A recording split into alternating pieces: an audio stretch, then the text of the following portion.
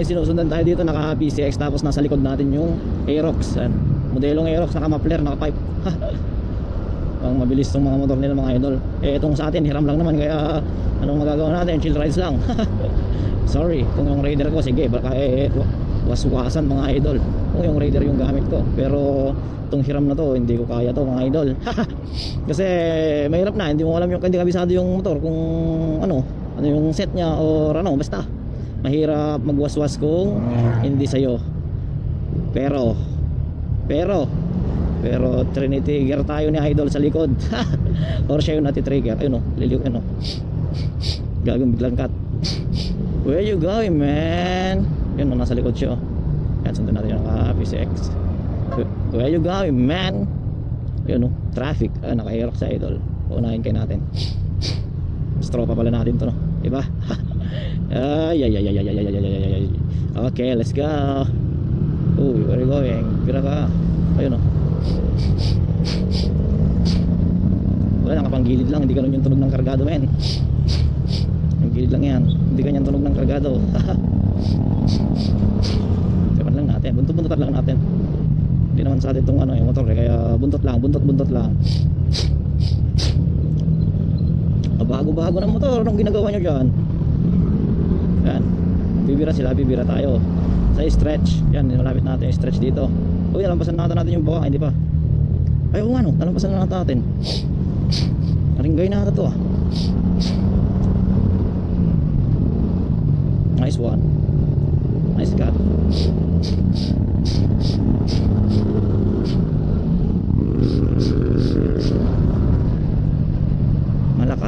Malakas sa arangkada.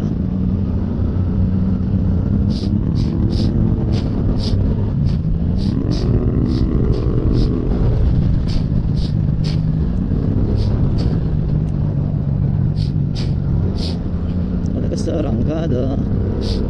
Uy, nasa likod natin yung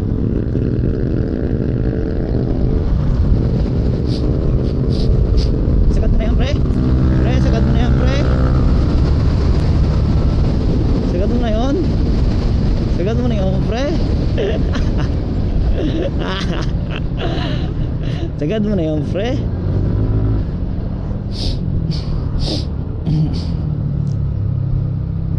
Sagad mo na yun. Sagad mo na yun. Uy, napapakagat labi. Naiwan ng stock na yun, Max. Masaklap yun.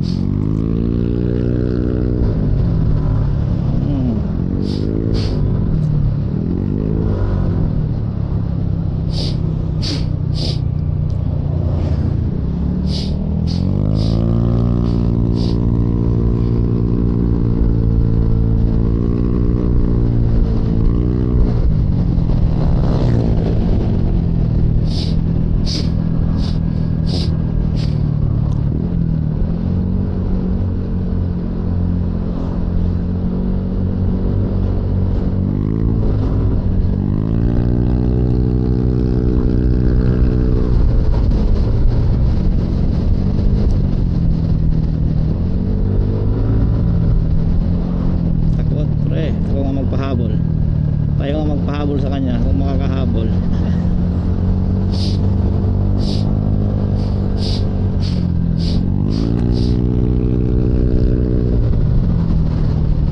What the heck ba yung ginigiling?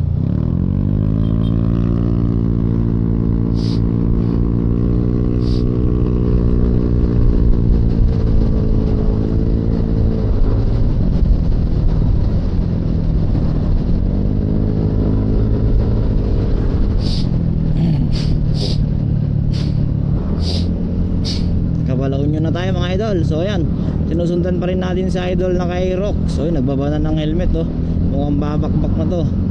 Alam na sigurong stretch yung daan. Yun